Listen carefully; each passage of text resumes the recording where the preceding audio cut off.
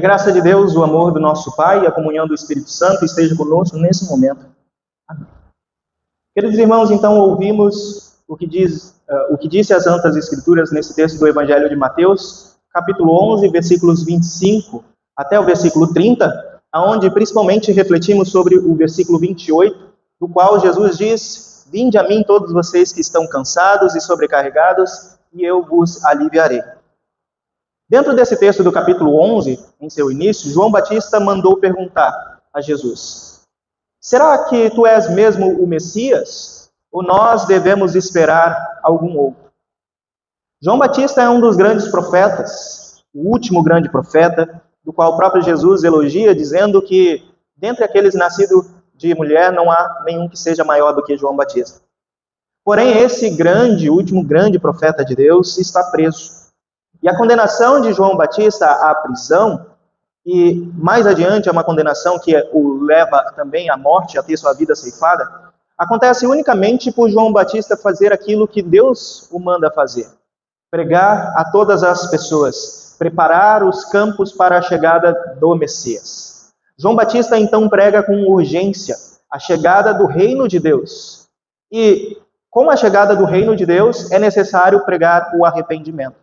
João Batista faz isso entendendo que essa urgência é tão grande que independe da pessoa que está na sua frente. Independe do cargo, de que se essa pessoa é magra, é gorda, se é branca, se é negra, se é rica, se não é necessário pregar com urgência sobre o arrependimento. Isso é uma mensagem que passa por gerações, passa por tempos, e a igreja nos dias de hoje continua sendo chamada a pregar o arrependimento a todas as pessoas. Só que no tempo em que nós vivemos, em que nós vemos muitas coisas acontecerem, vemos muitas notícias se espalharem, e vemos muitas ideias ganharem assim força no mundo da internet, nós ficamos um pouco receosos de falar sobre arrependimento para as pessoas. A modernidade, ela tenta ensinar que o ideal para que nós possamos falar com as pessoas é que todo mundo seja feliz da forma como quiser. Porque, já dizia a frase, o importante é aquilo que te faz feliz. Se te faz feliz, então, continua. Só que isso é muito perigoso, e nós sabemos que isso é perigoso porque, na maioria das vezes, aquilo que nos deixa muito feliz, aquilo que nos traz mais prazer, é aquilo que acaba nos afastando de Deus. Porque a carne gosta muito dos prazeres dessa vida. As coisas que essa vida traz, nos traz muita comodidade, nos deixa muito tranquilos, nos dá uma falsa sensação de segurança, e muitas vezes nos afasta de Deus. E, aliás, surge também dentro desse período, assim, com muita força, essa ideia de que falar sobre pecado, falar sobre arrependimento é uma coisa ultrapassada. Já não é mais uma mensagem do agora, da modernidade. É uma mensagem daqueles que viveram antes de nós, ou dos mais velhos. Mas agora nós devemos pregar aquilo que faz bem a todo mundo, e é isso que importa. Não é essa a mensagem bíblica. E nós sabemos que, às vezes, é duro pregar a mensagem de arrependimento. Falar com uma pessoa que vive sobre o nosso teto, um filho, de repente, aquela que a gente já educa, aquela que a gente já ensina, falar sobre pecado, sobre arrependimento, é até mais simples. Não vou dizer que é uma tarefa fácil, porque a gente quer que essa pessoa, que esse nosso filho, que esse nosso sobrinho, que esse nosso aluno, a gente quer que ele tenha um bom crescimento espiritual e físico, e se dê bem na vida. Mas falar sobre arrependimento, pecado, o caminho correto, com pessoas que a gente nem conhece, ou pessoas que têm uma certa autoridade sobre nós, daí já é mais difícil. Falar com pessoas que são mais velhas, ou de repente pessoas que aparentam ser mais experientes até na fé do que a gente. Aí já é um caminho mais complicado para nós. Imagine então o caminho de João Batista. João Batista tinha essa missão e a cumpriu com excelência, podemos dizer, como testemunhos daquilo que ouvimos através das Santas Escrituras. Ele fez isso independente de quem fosse. E é isso que o fez ir para a prisão, quando ele então acusou o pecado de Herodes por um casamento que não era correto. Essa denúncia do pecado, essa denúncia do casamento, não podemos entender como, às vezes a gente faz, quando alguém erra, a gente vai lá e bota mais lenha na ferida e fala, viu, você errou, bem feito e tal, isso vai acontecer contigo. Não é esse o propósito de João Batista. João Batista, na verdade, fala com amor, prega com amor nesse sentido. E Jesus também, quando é duro nas palavras. querendo com que aquele que é o ouvinte das suas palavras, então se converta o seu coração e caia em si de que de fato precisam do arrependimento, precisam voltar para Deus, porque se não voltar para Deus, então o caminho vai ser mais difícil ainda, e a condenação é iminente. João Batista tem essa missão de falar com alguém, aliás, dentro da sua missão ele fala com alguém que tem uma autoridade grande, e nos lembra muito um outro profeta da Bíblia que também teve uma missão dura, que foi o profeta Natan. Sei que quando a gente é pequeno, a Adena conta essa história, né, que cresceu ouvindo as histórias de Davi, que são histórias maravilhosas, né? A gente cresce ouvindo o quanto que Davi era o menor dos irmãos, aquele menos importante, da menor tribo, e aí foi e derrotou o gigante Golias, e tudo que fazia era maravilhoso, ia lutar, e aí voltava, o povo cantava, Saul derrotou 1000, mas Davi derrotou 10.000, e aí é tudo muito magnífico, né, nas histórias, e a gente vai crescendo com essas histórias bonitas de Davi. E aí chega um momento em que a realidade é necessária ser dito para nós. Ele é um herói, mas ouça esse momento aqui. Houve um que Davi não foi para a batalha, mas ficou em seu castelo. Ficou no seu castelo por conta de uma coisa que ele já tinha feito. Que é quando ele olhou, assim, do alto do seu palácio, viu uma mulher tomando banho, achou ela muito bonita, chamou ela para a sua casa, teve relações e ela ficou grávida. Acontece que ele já era casado e ela também. E nessa relação, então, ela teve essa gravidez, e para tentar resolver as coisas não do jeito certo, ainda escolheu o jeito mais errado possível. Fez com que o seu marido Urias entrasse na frente de batalha, e lá ele acabou falecendo nessa batalha. Davi sairia como bonzinho ainda nessa história, porque no final das contas, acolheria em seu palácio uma viúva grávida, e tudo ficaria assim. No entanto, as coisas não passam escondidas de Deus. E Deus manda, então, para essa missão, vá falar contra o rei, o profeta Natan. Imagina, Natan ouvindo de Deus. Você vai falar, você vai denunciar o pecado, e é do rei. Natan, então, chega no palácio e, por meio de uma sabedoria que é divina, conta uma história que Davi, então, tem piedade daquela pessoa na história, né? E aí, leiam lá o livro de Reis, Primeiro Reis, e essa história é bem interessante, bem bela. E por meio da história que Natan conta, Davi cai em si depois de Natan acusar. Esse é você. Você fez isso. O Senhor sabe que você fez isso e essa será a consequência do seu pecado. Essa será a sua condenação. João Batista e Natan tiveram difíceis tarefas de denunciar pessoas com autoridade diante de relações também. Relações humanas, relações carnais. O que aconteceu é que Natan foi bem sucedido no sentido em que Davi caiu em si. Davi sabia muito bem, conhecia muito bem as palavras de Deus. E sabia que pecar contra Deus não leva a um caminho correto. Nessa vida já traz consequências. Imagina a vida eterna, como vai ser? Não vai ser junto com Deus, se não nos arrependermos, se não voltarmos os nossos olhos para Deus, se não deixarmos o nosso coração contristado, ou seja, verdadeiramente arrependidos diante de Deus. Mas, no entanto, anos depois, quando João Batista também anunciou coisas parecidas, esse não teve a mesma sorte. João foi preso e, em sua prisão, acabaria ali os seus últimos dias, passaria os seus últimos dias na prisão, porque ali a sua morte também foi pronunciada, anunciada e, de fato, aconteceu. Mas antes de João perder a cabeça, nesse período em que ele estava preso, os seus discípulos continuavam lhe visitando e, num desses momentos, os seus discípulos, então, foram enviados para fazer essa pergunta que nós começamos, essa nossa reflexão. És tu aquele que havia de vir? Ou nós devemos esperar um outro?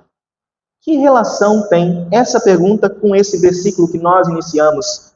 Venha a mim todos que estão cansados. Bom, podemos começar nas dúvidas. Nas dúvidas que surgem no nosso coração e não sabemos ao certo se surgiu no coração de João Batista ou dos discípulos. Mas vamos pensar na perspectiva dos discípulos. Eles seguiram João Batista, viram João anunciar a todas as pessoas, viram João ficar no deserto, comer assim, insetos, usar roupas não caras, mas roupas feitas de pano de saco. Viram tudo isso, o quanto que João desde o início se doou pela palavra de Deus. E aonde João estava agora?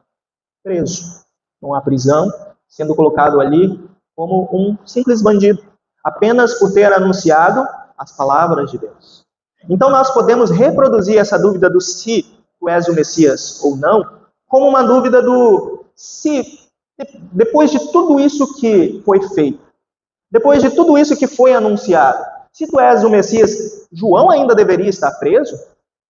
As pessoas justas ainda deveriam passar por sofrimento? Aqueles que creem, que entregam suas vidas inteiramente de Jesus, para Jesus, ainda poderiam passar por aflições? Vão passar por sofrimentos? Porque esperamos um Messias que será salvação. Será salvação. E essa salvação, como ela será? Se João ainda está preso e fez tantas coisas para o reino de Deus. Essas são dúvidas que elas não param lá no tempo de João. Elas vêm para o nosso tempo também. Porque nós vemos, nós ouvimos e passamos por sofrimentos talvez semelhantes, talvez parecidos. Nós vemos mães, por exemplo, sofrendo pelos seus filhos, pelo caminho, o rumo que seus filhos tomaram, ou pelas doenças que chegam a esses. Nós vemos pais que também sofrem diante dessas angústias que têm. Nós vimos nessa semana que se passou, por exemplo, um terremoto, trazendo tanto desastres à vida de muitas pessoas. E certamente lá na Venezuela, onde esse terremoto aconteceu, havia muitas pessoas que também colocavam seus joelhos no chão e oravam todos os dias. E iam para as igrejas. E pediam socorro, pediam e louvavam a Deus, e tinham a fé. Mas por que então, mesmo diante de uma vida de testemunho, de fé, essas aflições que não tem nem culpa? Porque o terremoto, quem é o culpado do terremoto? É a natureza mostrando a sua força. Então, até quando? É a dúvida que brota aos nossos corações. As palavras de Jesus acontecem nesse momento. Elas são um convite a todos os que sofrem, a todos os que estão atribulados, a todos que estão passando por fome, a todos os que não podem ver, a todos os que questionam em seu coração, a todos os que têm dúvidas, a todos os que estão soterrados e sobrecarregados. E alguém poderia perguntar assim, mas ué, pastor, então as palavras de Jesus são um convite para todas as pessoas? Porque todas as pessoas em algum momento da vida passam por coisas parecidas. E sim, as palavras de Jesus são um convite a todas as pessoas, todos os povos, todas as nações. Ide por todo mundo e pregai o evangelho a todas as criaturas. Vinde a mim, todos vocês que estão cansados e sobrecarregados das muitas cargas que essa vida pode trazer, e eu vos aliviarei, diz Jesus. Até antes de dizer essas palavras, Jesus não apenas falou, mas mostrou. Disse aos discípulos, seguidores de João Batista, vão a João e digam a ele que os cegos veem, os coxos andam, os leprosos são purificados, os surdos ouvem, os mortos são ressuscitados e aos pobres está sendo pregado o evangelho. Jesus é o alívio que as nossas vidas pecaminosas estavam de fato precisando. Porém, não se enganem com o tipo de alívio que Jesus é. É necessário entender um pouco mais essas palavras. Porque no mesmo contexto, Jesus diz que ele é manso. Ele é manso e bondoso de coração. O que esse manso significa? Às vezes a gente tem uma compreensão um pouco errada do que esse manso significa. A gente pensa assim, porque é pregado, que Jesus é amor e, sendo amor, aceita todas as coisas. Isso é uma confusão de palavras. Manso não é aquele que apanha de todo mundo, não. Manso não é aquele que aceita tudo porque é fraco. Não. Manso é aquele que sabe o poder que tem, mas não usa a sua força para impor o seu caminho. Esse, de fato, é manso. É aquele que conhece a sua força, mas não precisa usar a sua força para trazer aquilo que é necessário, para fazer aquilo que quer. Por exemplo, se vocês forem lá em casa hoje, chegarem lá no portão, vocês vão ver 2 cachorros grandes, 2 cachorros de porte grande. As primeiras perguntas que fazem quando é alguém estranho, quando é alguém que chega lá no portão é: ele é manso? Ele morde? Posso entrar? Por que essas perguntas? Ele está amarrado? Por que essas perguntas surgem? Porque sabem que se aquele animal ali, se ele se soltar, se ele não for manso, então ele tem o poder de ferir, tem o poder de atacar, tem o poder de machucar. E até de tirar a própria vida, porque a gente já viu cachorros grandes fazendo isso com muitas pessoas. Até cachorro pequeno, na verdade, às vezes faz. Mas um cachorro grande, a gente tem medo eminente porque sabe a força que ele tem. Independente se ele for manso. E aí, quando ele é manso, a gente sabe que mesmo sendo manso, ele pode atacar. Assim é Jesus. Jesus tem poder sobre toda a criação. Jesus tem domínio sobre toda a criação. Nesse mesmo contexto, ele disse, eu e o Pai somos um. Ninguém conhece o Pai se não for por Jesus. Ninguém conhece o Pai se não for o Filho. Ninguém conhece o Pai se o Filho não revelar. O Pai, desde a eternidade, tem a mesma essência com o Filho. E o Filho foi gerado pelo Pai. Portanto, toda a autoridade foi dada pelo Pai ao Filho.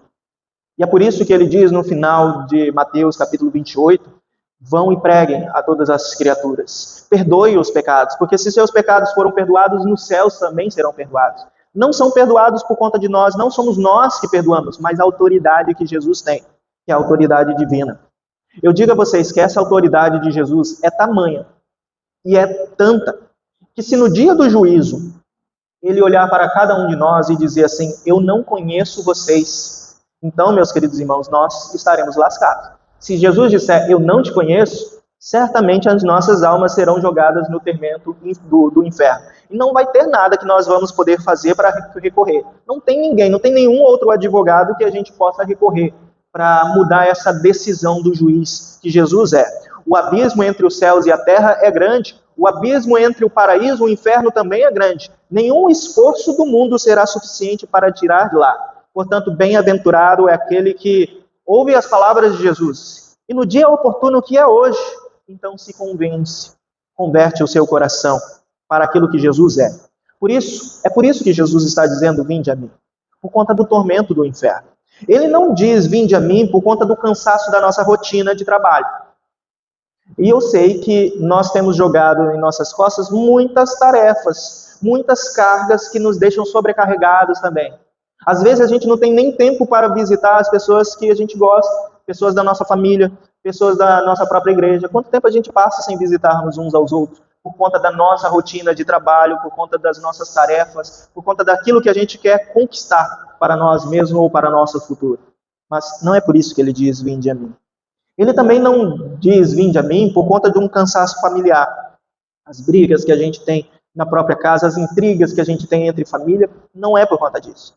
Ele também não diz, vinde a mim, por conta do receio que a gente tem de não conseguir quitar as dívidas que a gente faz, de não conseguir pagar as contas no final do mês, por não conseguir comprar aquilo que a gente deseja, aquele carro, aquele celular, aquela coisa mais confortável para a nossa casa. Não é isso.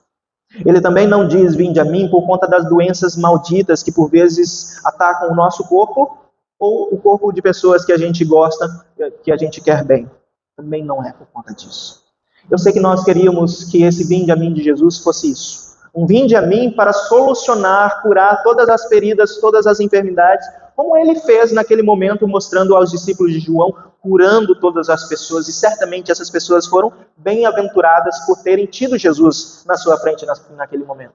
E eu sei que às vezes a gente questiona, se não for para resolver o meu problema financeiro, o meu problema familiar, se não for para resolver os meus problemas de trabalho, por que então eu vou ir a Jesus? Por que eu devo colocar mais essa coisa na minha rotina que já é muito atarefada? De ir à igreja, de fazer devoções, de orar e por aí vai. Mas por conta da sobrecarga do pecado. E essa sobrecarga a gente esquece o quanto ela é perigosa. O quanto que ela pode nos levar para um tormento eterno de choro e de ranger de dentes, de tanta raiva de estar lá e de não estar no paraíso onde é muito mais precioso. O próprio apóstolo Paulo, que fez tantas coisas maravilhosas, e perante os homens a gente até diz assim, o quão aventurado, o quão missionário, o quão grandioso o apóstolo Paulo foi para fazer todas essas coisas, ele mesmo diz em Romanos 7, o quão pecador ele é.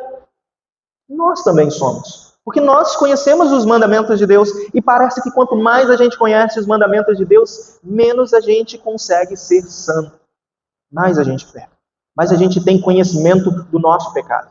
E eu digo mais, conhecendo tudo isso, sabendo das nossas falhas, das nossas culpas, se Jesus chegar hoje diante de nós, vai ser difícil por nós mesmos explicar por que a gente deve ir para o céu. Vai ser difícil explicar. Porque nós, olhando para nós mesmos, nós vamos encontrar mais motivos para sermos jogados ao inferno do que para ser recebido por Deus nos céus. É por isso que essa mensagem de Jesus ela é tão preciosa e ela é tão importante, Porque, primeiro, é um alívio sobre as nossas cargas que poderia nos levar para o tormento eterno. Por exemplo, quando Davi ouviu diretamente do profeta Natan, os seus pecados são perdoados, de fato Deus perdoou os pecados de Davi. E são coisas graves, levou alguém para a morte. Fez com que uma simples criança, uma ingênua criança, também padecesse antes de ter a dádiva da vida, antes que poder crescer e ver tantas coisas maravilhosas. Fez com que a sua imagem, a imagem do rei que foi colocado ali por Deus, fosse manchada. São pecados graves, certamente. Mas Deus diz, os seus pecados foram perdoados.